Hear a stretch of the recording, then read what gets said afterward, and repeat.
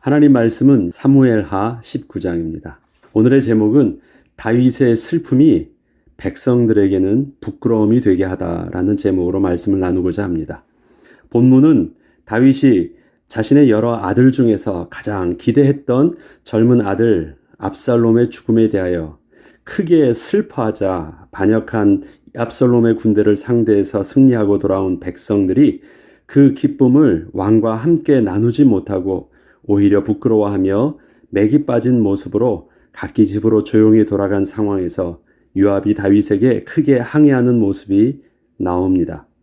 요압은 다윗의 이러한 모습이 분명 백성들이 다윗 왕을 따르는 것을 후회하게 만들 것이고, 다윗은 어쩌면 압살롬의 반역보다 더 심각하게 모든 백성들이 돌아서는 위기에 빠질 수도 있는 문제라고 강하게 어필한 것이었습니다. 결국 다윗은 요압의 말은 분명 틀린 것은 아니었기에 요압의 말대로 백성들 앞에 나아가 백성들을 격려하게 됩니다. 그렇지만 개인적인 면에서 다윗의 모습을 보자면 참으로 무기력해 보이고 사람들 속에서 스스로 어찌할 수 없어서 눈치 보고 있는 듯한 처량한 모습이 보이기도 합니다. 이렇듯 다윗은 지난날의 젊은 다윗과는 많이 달라진 모습이 계속 보여지고 있습니다. 사무엘하는 다윗이 통일 왕국을 이룬 후의 모습이 잘 기록되어 있습니다. 다윗이 왕으로서의 모든 것을 다 얻은 모습인 것입니다. 그러나 이제 모든 것을 다 이룬 것처럼 보이지만 왕이 되기 전에 사울에게 쫓기면서 불안정한 삶을 살 때와 그리 다르지 않은 내면의 고통과 삶의 갈등들이 또한 아픔들이 계속되고 있음을 보게 됩니다. 다윗은 분명 왕이 되면서 지난날과 같은 그런 어려움들은 모두 없어졌지만 전혀 다른 어려움들이 또 기다리고 있었습니다. 그것은 자녀들의 문제였고, 다윗이 나이가 들면서 다윗의 마음과 생각들이 지난날 젊은 다윗과 많이 달라진 상태에서 발생한 문제였습니다. 그리고 여전히 다윗의 왕됨을 원치 않는 세력들은 다윗의 왕권이 약해지기를 기다리면서 시기를 엿보고도 있었습니다. 압살롬의 반역은 젊고 힘이 점점 세져가는 압살롬과 늙고 점차 나약해져가는 다윗의 모습을 서로 잘 대비하여 보여줍니다.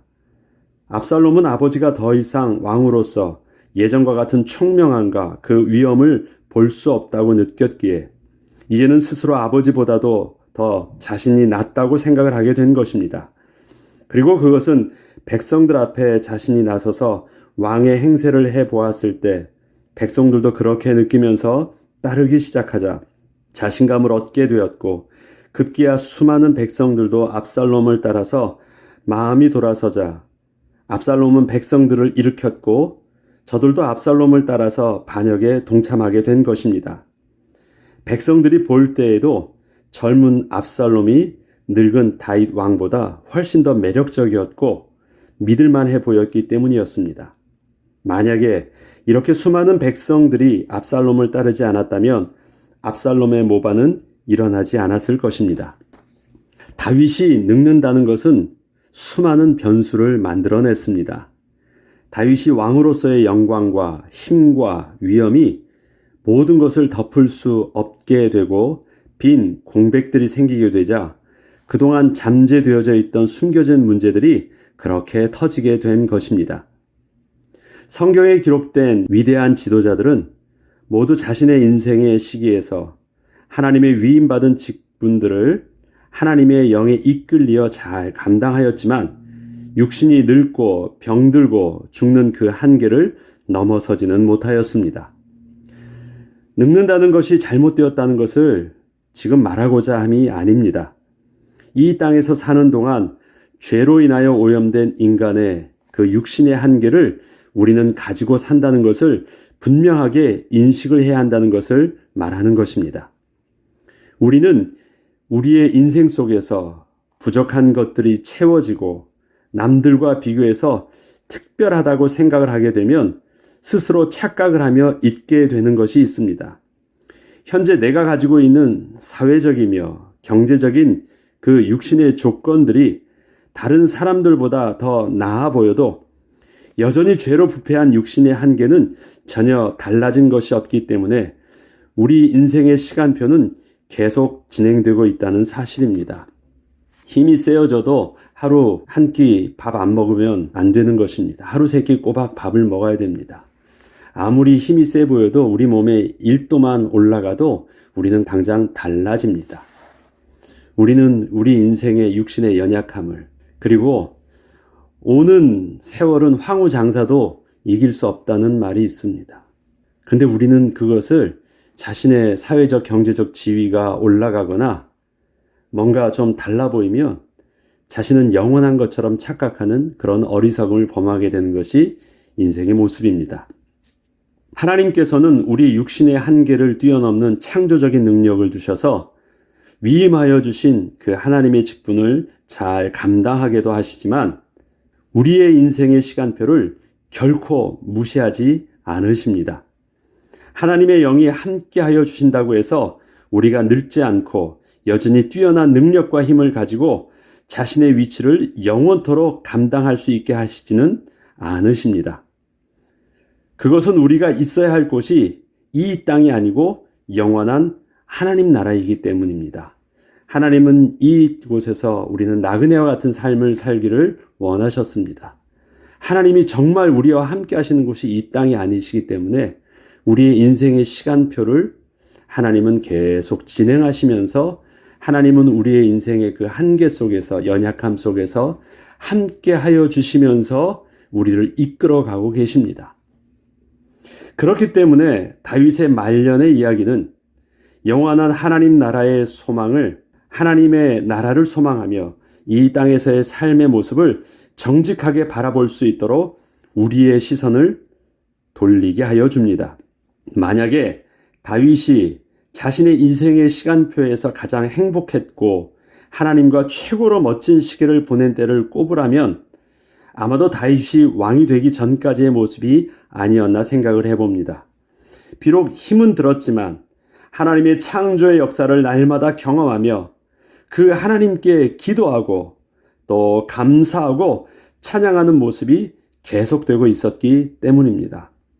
그래서 왕궁에서의 다윗의 모습 속에는 하나님을 향한 찬송의 시가 많이 나오지 않은 것이 아닌가 생각을 해봅니다. 다윗은 많이 힘이 들었습니다. 그러나 그 찬송시는 광야 시절에, 힘들었던 시절에 나왔던 일들이 더 대부분입니다. 왜요? 그때는 하나님을 실질적으로 기가 막힌 운동에서 건져주시는 하나님의 사실적인 임재를 경험하고 또 응답을 누리고 그 하나님께 기도하고 또 너무 감사해서 찬양하고 또 때로는 아파서 울기도 했지만 다시 하나님께 빨리 되돌아가고 이러한 어떤 영적인 사이클들이 너무 신나고 건강하고 드라마틱하게 움직였는데 인생의 말년은 그러지 않았어요. 육신의 모든 것을 다 얻었는데 다윗의 아들 솔로몬은 이러한 인생의 시간표와 그 인생의 모습을 이렇게 그 전도서 마지막 장을 통하여 잘 표현하고 있습니다. 너는 청년의 때 너의 창조주를 기억하라. 곧 곤고한 날이 이르기 전에 아무 낙이 없다고 할 해들이 가깝기 전에 해와 빛과 달과 별들이 어둡기 전에 비 뒤에 구름이 다시 일어나기 전에 그리하라. 청년의 때는 불안정한 시기입니다. 답답한 시기입니다. 내가 하고 싶은 것을 원한 대로 다 하지 못하는 시기입니다. 압살롬을 보자면 그 청년의 때는 너무너무 시간이 안 가고 내가 지금 하면 아버지보다 더 잘할 수 있다고 막 속에 에너지가 폭발하는데 그것을 하지 못해서 힘들어하는 시기입니다. 현실적으로 뭔가 아무것도 얻지 못한 시기입니다. 그런데 청년의 때에 창조주를 기억하라고 하십니다. 어떤 창조주 하나님입니까? 내가 기도하며 응답 주신 하나님? 나의 모든 것을 뛰어나게 하시는 그 하나님일까요?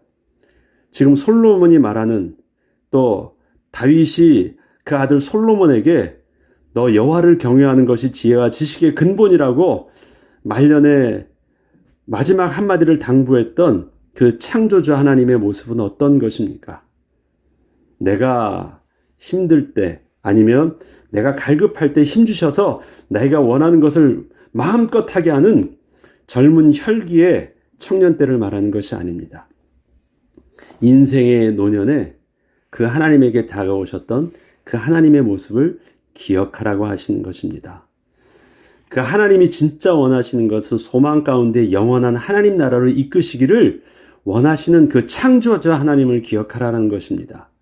그래서 젊은 날 네가 왕된 것처럼 모든 것을 다 얻고자 하는 그런 모든 착각을 내려놓고 하나님 앞에서 겸손히 설 수 있는 영적인 비밀들을 놓치지 말라고 말하는 것입니다. 그런 날에는 집을 지키는 자들이 떨 것이며, 어떤 날이요? 나이가 늙었을 때는 집을 지키는 자들이 떨 것이다. 힘 있는 자들이 구부러질 것이며 맷돌질하는 자들이 적다. 자, 이런 모든 것들은 지난날의 권세와 힘과 능력들이 다 떨어져 있는 실제적인 모습입니다.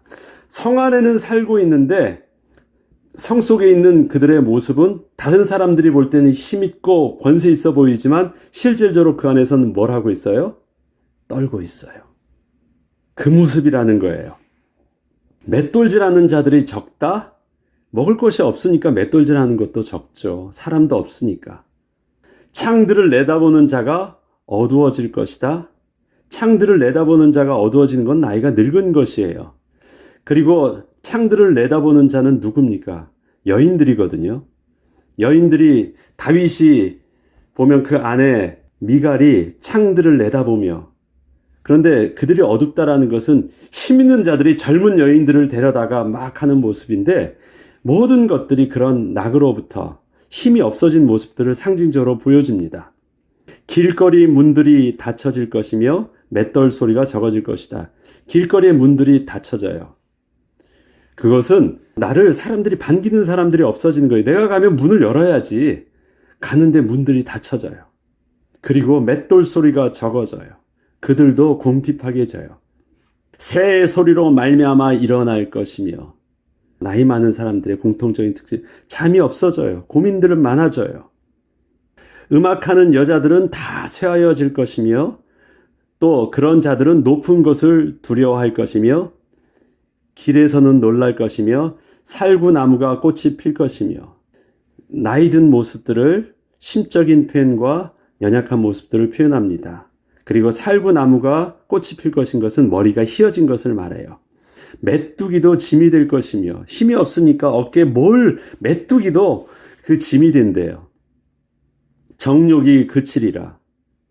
젊음의 모든 것들이 다 지나갑니다. 이는 사람이 자기의 영원한 집으로 돌아가고 조문객들이 거리로 왕래하게 될 것입니다. 이것은 절대 부인 못할 사실이라는 것입니다. 하나님이 그런 인생의 시간표를 조금도 늦추지 않으시고 조금 더 멈추지 아니하시고, 그 인생은 하나님의 은혜와 상관없이 시간표는 째깍째깍 그대로 가게 하신다는 것입니다. 그러니까 창조주 하나님의 우리에게 주시는 그 은혜의 시간표들을 잘 기억하라고 말합니다. 은줄이 풀리고 금그릇이 깨어지고 손에 힘줄이 다 깨어지는 것입니다. 힘이 완전히 다 풀려지는 것입니다. 항아리가 샘 곁에서 깨지고 바퀴가 우물에서 깨지고 흙은 여전히 땅으로 돌아가고, 육신의 연약함의 모습이 또 나이가 들어서 아파지고 병드는 모습이 은줄이 풀리고 금그릇이 깨지고 항아리가 샘 곁에서 깨지고 바퀴가 우물 위에서 깨지고, 이렇게 표현합니다. 영은 그것을 주신 하나님께로 돌아가기 전에 기억하라. 전도자가 이르되 헛되고 헛되다다 모든 것이 헛되도다. 하나님을 기억하라고 합니다. 젊은 날에 하나님을 기억하라고 합니다. 그러면 젊은 날에 뭐 하라는 것이에요? 내가 많은 것을 취하고자 이 땅 육신의 모든 영원한 것을 만들려고 이 땅에 성을 쌓기 전에 영원한 하나님께 나아가기 위해서 너의 모든 정열과 에너지를 그쪽으로 맞추라는 것입니다. 그것을 언제? 내가 지금 없다고 할 때, 젊은 날에 하는 것입니다. 젊은 날에 힘이 있다고요? 여러분, 청년의 때는 힘이 있는 시기가 아닙니다. 힘은 있는데 아무것도 못해서 미치는 시기입니다. 힘이 있는 시기는 나이가 든 시기예요. 젊은 날은 그런 시기가 아니에요. 그러나 그런 것 얻었을 때는 너무 늦었다. 그런 것을 너의 그 빈속에 채우려고 하지 말고 하나님의 은혜로 채우는 것이 지혜로운 자라 표현하는 것입니다. 다윗의 오늘 본문 사무엘서의 그 다음 이야기는 이제 다시 다윗이 왕으로서의 귀환을 준비합니다. 압살롬의 반역을 통하여 인생의 허무함을 느낀 다윗에게 앞으로의 왕의 모습은 이전과는 분명 다른 모습이 될 것입니다. 그 뒤에 보면 하나님이 또 이기게 하시고 또 더 든든히 왕의 나라를 곤고히 하는 모습입니다. 그러나 이전에 그렇게 하나님이 이기게 하시면서 힘을 얻게 하신 것과는 다른 또 하나의 또 다른 하나님의 은혜 속에서 또 다른 왕국을 건설해 나가는 모습을 봅니다.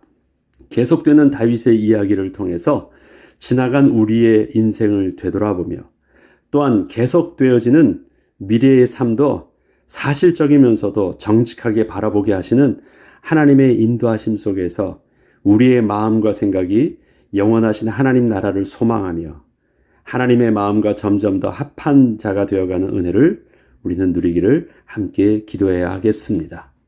다윗의 이야기들이 우리는 점점 더 왕국의 화려함 속에서 그 내면 속에서는 참으로 우울함이 계속되어지는 화려해 보이지만 절대 화려해 보이지 않은 그 우울함이 그 어둠의 그림자가 우리를 다윗의 이야기를 들을 때 힘들게 합니다. 제가 계속 읽으면서 느껴지는 것은 하나님의 모습이 잘 안 보여요. 하나님께서 그렇게 하셨다. 하나님이 도와주셨다. 다윗이 하나님께 기도했다 하는 배후에 계신 하나님의 모습이 안 보여요. 하나님은 한 발짝 뒤에 있으시면서 가만히 다윗을 느끼게 하십니다. 다윗이 삶의 자기 모습을 스스로 되돌아보게 하십니다. 하나님이 다윗을 어떤 혼을 내시거나 하나님이 어떻게 개입하셔서 뭔가를 주도하지 않으세요. 그래도 저절로 그 인생의 모습은 그렇게 늙어가면서 저절로 되어지는 인생의 시간표를 그냥 맞이하고 있는 것입니다. 누가 뭘 어떻게 해서가 아니라 다윗의 그 모습을 잘못된 것이 아니에요. 그냥 그 우리 인생의 죄로 부패한 인생, 이것을 먹는 날엔 정령줄이라는 그 하나님의 저주의 말씀 속에서 우리의 육신은 죄로 부패한 모습 속에서 그렇게 죽어가는 것입니다. 병들어가는 것입니다. 이것은 허무한 모습이 아니라 영원한 하나님 나라를 정말 사모할 수 있도록 이끌어가고 계신 하나님의 모습입니다. 그래서 우리는 다윗의 아픔 속에서, 다윗의 고독 속에서, 또 다윗의 슬픔 속에서 우리의 시선을 영원한 하나님 나라를 다시금 또 우리의 시선을 돌리게 하시는 하나님의 인도하심을 우리는 정직하게 바라보며 우리가 겉에 화려져 있는 저 인생의 성공의 모습을 여전히 우리는 쫓는 자로 청년의 때를 맞이하는 것이 아니라 청년의 때를 그렇게 우리의 에너지를 쏟는 것이 아니라 우리는 좀 더 지혜로운 자가 되어서 하나님께서 마련해 주신 이 빈 그릇에 하나님의 영으로 충만하게 하시는 그 은혜를 누리기를 소원하는 것, 그것이 우리가 오늘도 다윗의 인생의 말년의 모습을 통해서 우리가 기도해야 되는 내용인 것 같습니다. 기도하겠습니다. 거룩하신 하나님 아버지, 다윗의 왕궁의 화려함은 세상에 보기에는 다 얻은 것처럼 보이지만 문은 굳게 닫힌 것이고 파수하는 자가 두려워하는 것이고 창을 내다보는 자의 모습은 그 내다볼 수 없는 어두움에 눈이 열린 것이고 사람들은 그들의 집의 문을 꼭꼭 닫는 것입니다. 육신의 화려함 속에 실질적인 그의 고독과 아픔과 또 인생의 허무함들, 하나님 청년의 때 창조주 하나님을 기억함으로 노년이 하나님과 더불어 하나님이 주시는 은혜의 삶을 풍성함으로 누릴 수 있는 은혜가 우리에게는 계속되어질 수 있도록 성령으로 충만하게 하여 주시옵소서. 감사드리며 우리 주 예수 그리스도의 이름으로 기도합니다. 아멘.